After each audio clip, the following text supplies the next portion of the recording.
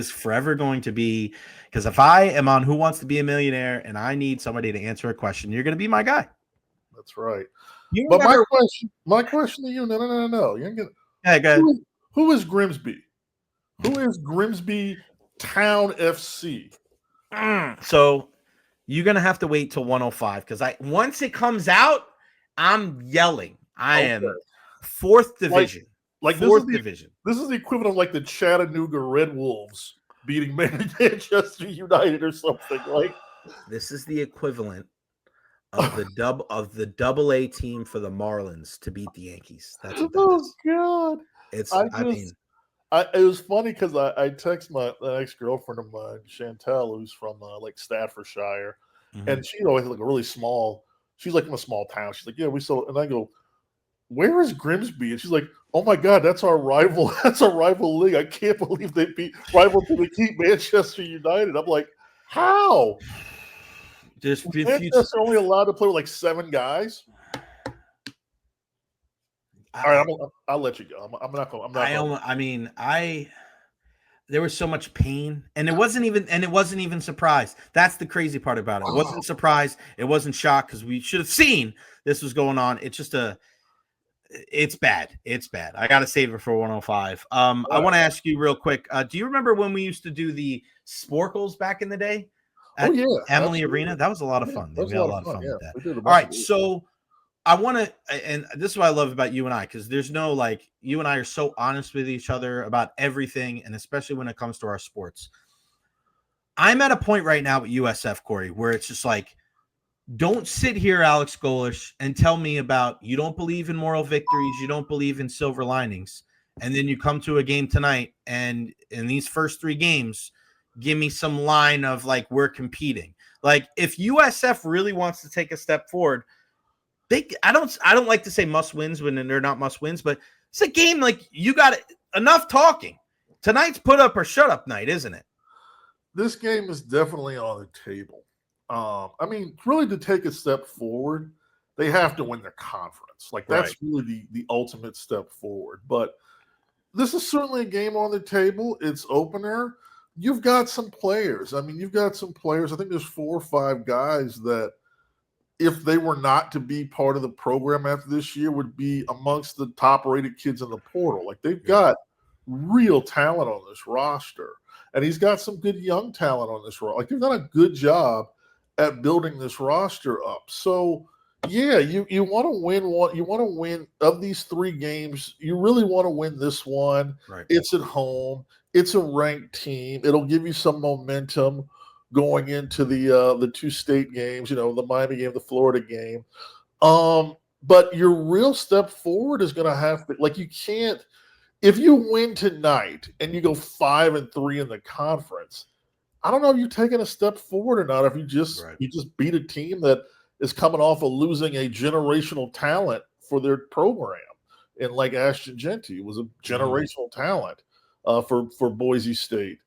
So yeah, this is a game that's on the table. Certainly a game they'd love to win. Certainly a great way to start the season, but they really need to win the American Conference. Right. They really need to show that they can do that because even no matter how good the teams were, they had 2 10-win teams under Willie Taggart. They had a great team under Charlie Strong that was Willie's kids that Charlie just kind of piggybacked off of. They had several very good teams under Jim Leavitt who we're not going to talk about otherwise. And former Hall of Fame inductee Jim Leavitt. You agreed with what I said, though, right? About the Leavitt stuff? I put him in Hall of Fame. That's right. I forgot. You messaged me. You were like, no. I love Jim Leavitt. I really do. And I'm like, what are you doing, man? Come on, dude. Just let her have the Louis purse. Yeah, let her have the Louis purse. You got to take that L sometimes, bro. God. He was trying to take the LV back. That's what he was trying to do. LV back. Come on, man. So, so you have to go out there and prove that you can win the conference, that you're on that level of a team, because they haven't done that yet. And to think that we're close to 30 years of USF football, and really, I think they joined. I think they joined like the conference USA in the Big East somewhere in the early 2000s. So you're 25 years at the FBS level, and you haven't done that yet, and there's no excuse for it by now. So yeah, win the conference. They win the conference. They lose these 3 games and they win the conference. I think people are going to be okay with that. I really do. I think you'd like to win one of these, but say they go out there, they win the conference, they have a trophy, they have something that they can put in this, something that they can put, a banner they can put in the new stadium, a conference trophy they can put in the facility. I think it tells you that the program's headed in the right direction, which I do believe it is with Alex Golesh. Yeah, and I wonder, and I had Jim Lighthall on yesterday, and he brings up a good point of that's obviously I think people would take that, but it's a hard message to sell if you're Alex Golesh or you're 0-3, right? And going into conference play, and it's just like you're going to have to be able to dig yourself out and be able to kind of rise to the occasion. Awfully tough to do that if you start the season 0-3. What are your thoughts on Byron Brown going into year 3? I mean, we've seen some really good things with him running the football, and man, when he's accurate with the football, I mean, the guy's he's like a top tier dual threat type of dude. But man, we even saw it last year, right before he got hurt, like just some inaccuracy. You're like, dude, you got to be able to make those throws in year 2 of an offense that there's really no excuse for the kid. I think he's one of the most important players when it comes to college football, like as far as the team's success early on. What's your entire kind of take on Byron? I think he's a great playmaker. I really do. I think, the play, especially when the plays get off schedule, I think he can make things happen. He's not going to win any accuracy awards. He's I think as a passer, he can improve in some areas, but he probably more is what he is. And that means you're going to miss some layups, and maybe you're going to complete some passes that you wonder what was he looking at and why did he throw that ball, but somehow it got in there, and he's going to do some really entertaining things on the run. I think, believe me, if he was an accurate passer, he wouldn't be playing tonight. Yeah. He'd be at LSU playing LSU Clemson or something like that. Like, seriously, that's the fact. If he's an accurate passer, he's probably, given his size and his playmaking ability, he's probably a top 15 pick overall in the NFL draft. Right. So the fact that he can't throw is a reason he's at USF. But I think, he's obviously going to get better. They're going to, I assume, with some time, they've gotten better ways at getting him to complete those passes, the playmakers, getting guys in space. I like him. I think he makes the team so much better when he plays, when he's healthy, when he's moving around. He's a major threat. Can he improve that, Corey? Like over the years that you've watched football, can he get to a point? Because, you look at the numbers. Again, I bring this up every show, it seems like. 2 years ago, he's putting up – the only person that put up numbers like him was Jaden Daniels, who won the freaking Heisman. He had an incredible rookie season. Can he – is that one of those things where it's like you either have it or you don't have it, and if you can improve it, you can only improve it marginally? Or if he can he take a huge stride? Because – listen, let's say they win 2 of 3 of these games and they win the conference championship. He's knocking on the door of a Heisman because that's what he would have to do for them to be able to reach those levels. Can he improve that much to really put himself on the map, or is he kind of at the point where he is what he is? I think for him it's marginal. I think it's just a marginal improvement. I do believe that kind of is what he is, and hope maybe he'll prove me wrong and be a little better. It depends on how much he's really, how much has he worked on his passing outside of the program, because a lot of that is kind of an outside of the program thing. It's having an individual coach, it's having someone that can kind of help you conceptually understand ball placement and speed and timing and all these things that go with being a really precision passer. Like that's it's so much more than just having the arm talent. It's having the understanding, reading things, and putting all of these things together play after play after play. It's not that he can't make the throws. He can't make them consistently. That's really the thing. It's just consistent. And that's what separates G5 kids from FBS kids and Right. Power 4 kids. Excuse me. That's what separates just a Power 4 quarterback from an NFL quarterback. That's what separates an NFL backup from an NFL starter. That's what separates an NFL starter from a Hall of Famer. Right. Is their ability to do so many things at once. Yeah. So I think because he's good, he's very good at a couple of things. They work to those strengths. They have to at this. They can't afford for him to focus so much on being a precision passer that he loses the things that make him a threat. That's a net loss at the end of the day. I agree with you. Because there's a lot of things that also have to work with him being a good passer. Protection has to be there. Receivers have to get separation. There's a lot of things that go on. So it's just, can you deal with the little bits of inconsistency and still reward yourself with the playmaking? And I think yes. I mean, this is the same situation that at times Quentin Williams was. Quentin got a little better as a passer, and they got a little bit better at Quentin Flowers. Quentin Flowers. Yeah. Sorry, that's my guy. Went to Bethune-Cookman, I think. Yeah. Quentin Flowers. Yeah, and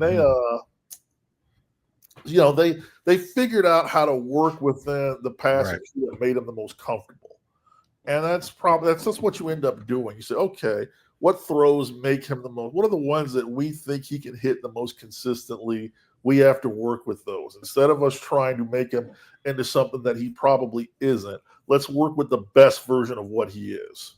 I like that. What other team in the state of Florida intrigues you the most going into this season? Well, man, they all really intrigue me in a lot of ways. And I'll go down the line.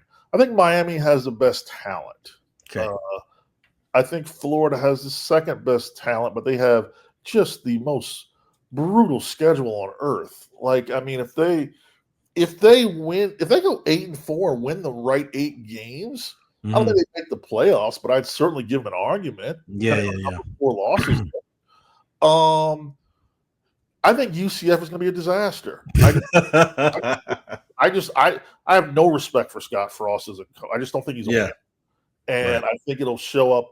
I think they were able to kind of, he was able to right person, right time, right message coming off of that, horrible end of the George O'Leary era. He had the right personnel. And I wouldn't have run it back, given that you're in the Big 12 now. You got to be better at recruiting. You have to recruit a different type of player. He still doesn't like to take accountability for his failures. He's still stubborn as a bull, as a moon. His stuff that he said post Nebraska is kind of wild, right? Like, it's like, what the hell? It's not that he was 100% wrong necessarily. Maybe it wasn't the greatest job on earth, but they gave him everything that he asked for to succeed, and he did not succeed, and that's on him. The fact that Matt Rule can walk in and do better, and I think he'll do considerably better this year. He already has, yeah. Because Matt Rule is a better football coach, right? So the fact is, if you're not, he's not comfortable with his weaknesses, and he's not willing to take accountability. I hate to see where UCF is in 6 weeks if they're struggling. What's he gonna, who's he gonna blame? What's he gonna say? Right. I need better play. The players ain't good enough. Well, these are your players, man. Most of these dudes, so, Florida State, I'm kind of just, I'm kind of a wait and see. I don't think they'll be good enough ever again under Mike Norvell. I mean, truthfully, no chance to beat Alabama. I mean, they need a lot of things to be in their favor. Right. I mean, the weather. If it's a rainy, maybe it's track. It's bad. It's bad. You start talking about the weather. Maybe it's a slower track. Maybe you just hit lightning in a bottle. Maybe Bama. Maybe Ty Simpson turns out to be even less ordinary than people think he is. Right. Maybe there's lots of things. There's certainly.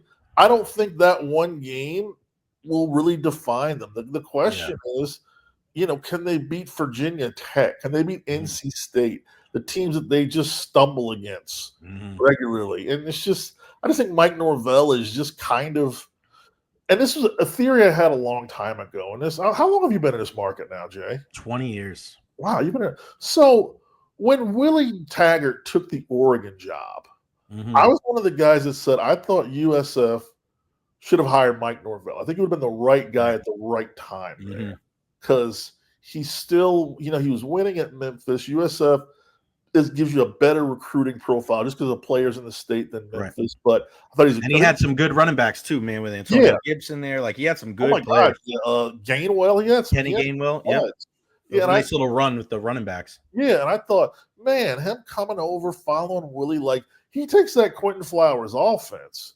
And, he probably wins a conference title, truthfully, that first year that Charlie failed, that they lost to UCF. Like, I think he wins that title. Yeah. And I think he might have won a title. And I think his whole profile would have changed when he got to Florida, if he got to Florida State after that, because he would have been he would have had a better understanding of how to recruit in this state. His lack of ability, his lack of knowledge of the state when he walked in, combined with COVID, combined with the fact that he just doesn't have good recruiting staffs, and I don't think he really knows how to recruit in the trenches, just keeps Florida State at a certain ceiling that they won't get past. So yeah. What do you make of we'll switch to the NFL side. What do you make of the Bucs and how they've pared down the roster, and your thoughts on Shilo Sanders and Desmond Watson, if everybody's got an opinion on those two guys? My thoughts on Shilo is you can't do that. Just can't. I mean, whether or not he would have, I think best case scenario, he was headed to the practice squad, but you saw how angry Todd Bowles was. Like that. That's the sort of Todd Bowles does not show a lot of emotion. No, he does not. But you do something like that, that will piss him off. Right. Like that is just you pissed off the most stoic guy that we know. Stoic guy on earth. Yeah. Like he could not wait to cut him after that. Like, it was not even, you're gone. Like that's like if Jeff Tewksbury doesn't like you, our former photog friend from Fox 13. Yeah, exactly. Like, Tukes doesn't like you, you're in trouble, buddy. You're in trouble, man. I tended to lean where Ian Beckles leaned on Desmond. Yeah. I say this for the people that I think he's a really nice kid and a likable kid. I think everyone who comes across him likes him. If you really like him, you'll hope he never plays NFL football. Yeah. I mean, that's the honest to God truth. Because I think he would get destroyed. I think he would get absolutely destroyed at that level. Even, and I hope now he is able to do the things that he needs to do, that he wants to do, just to have a nice healthy life and a long life. And to be able to do that outside of the public eye, I think is probably the best thing for him.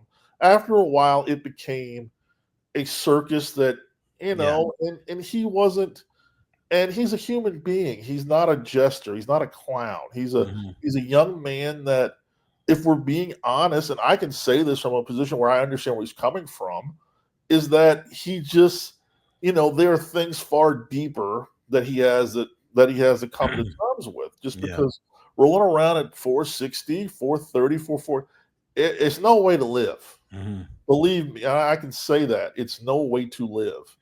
And he has to do a better job of taking care of himself. I have to do a better job of taking care of myself. I'm not, I'm not blind to these sort of things. So I wish him well. I really do. And I think him being outside of the public eye will help him. I hope if just getting a chance to be in a practice squad is what helps him get there, good. I think that's fine. Whatever it takes, frankly, at the end of the day.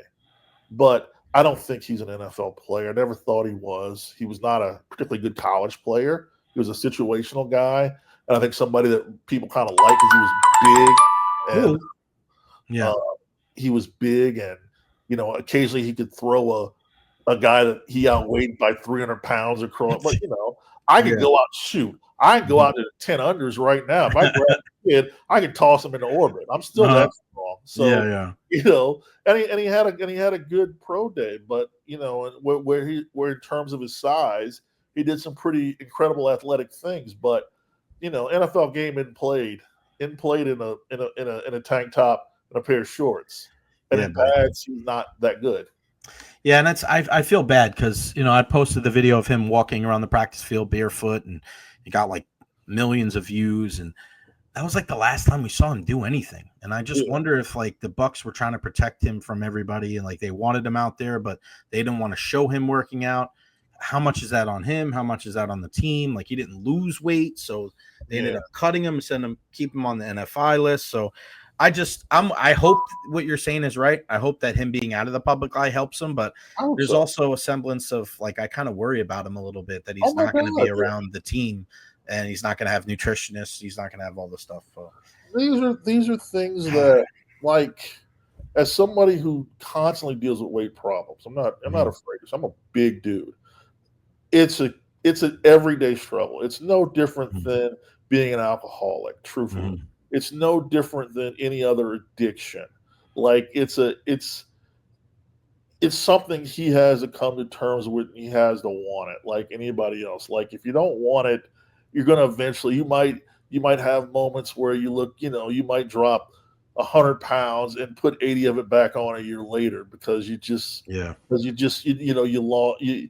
a goal and then you just forgot about it. You slip up like that. Yeah. So I just at the end of the day, he's 23 years old. I want him to see 33. Yeah. That's it. The same way I want to see. I'm 48 and I want to see. Damn, 48. No way. Old man. God, man, you don't look a day over 34, buddy. Yeah, man. You should tell it to my knees, man. Come on, bro. You're a spring chicken out there, buddy. But there's so many things that guys our size struggle to do. Like I talk about just flying. I hate flying. As much as I love to travel, like I hate going to Las Vegas. I know it's a 5-hour flight. I know when I get up out of that seat, even if I have a comfortable seat, my body is as stiff as a board, man. Yeah. So it's there's just things that, just basic everyday things that I want him to be able to do. So, God bless him, man. I really want that for him. And more, I don't care if he ever plays it down a football. I don't think that is the best thing for him, to be honest. I think I just want him to have a life where he's happy with himself and, and he can go out and do the things that, if he eventually is a father and has kids, that he's around to see those kids grow up, and he can play, he can run around with them without, losing crazy amounts of breath. And, so that's it. Well, I appreciate your transparency and your time, my friend. He's the one and only Corey Long, at Corey Long on all social media platforms.